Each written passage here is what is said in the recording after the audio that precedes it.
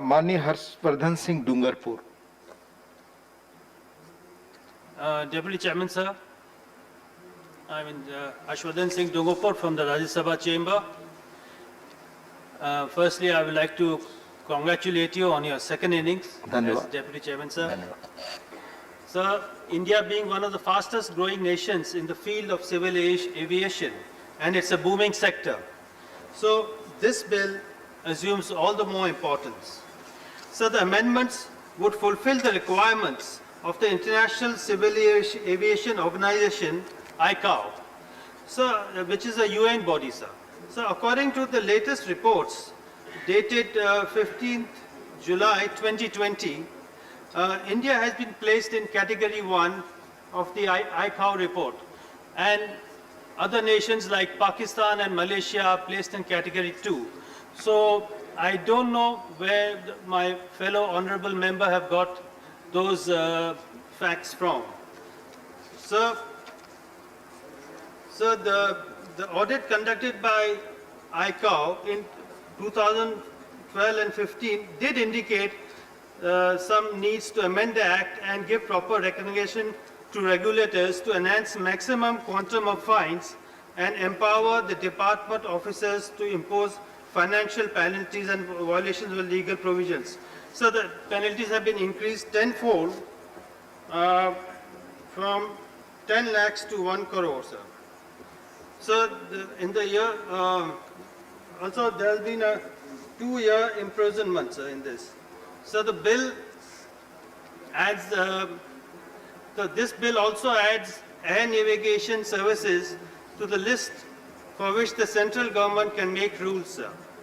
So apart from DGCA, 2 other bodies to get statutory status will be the Central Aviation Security, BCAS, and AAIB.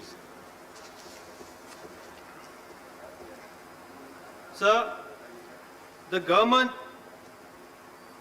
has needs to amend the new law after a spike of number of air safety violations, sir. So the most controversial being involving the Airbus A320neo planes fitted with Pratt & Whitney engines, which could lead to catastrophic consequences as such aircraft have faced mid-air glitches. So many a times one engine has failed, and once there was an incident where the second engine also encountered an engine glitch, and the aircraft had luckily landed safely back, but it triggered panic amongst the passengers, sir. So there was another incident on 29/2018, where a Jet Airways aircraft, the crew forgot to put on the bleed switch, and there was air compression problems on the aircraft, and the aircraft had to return back to the base, and a number of passengers were hospitalized. So the Aircraft Amendment Act Bill 2020 also provides for keeping aircraft belonging to any armed forces of the Union and other naval from military or air force outside the purview of the Act, sir. So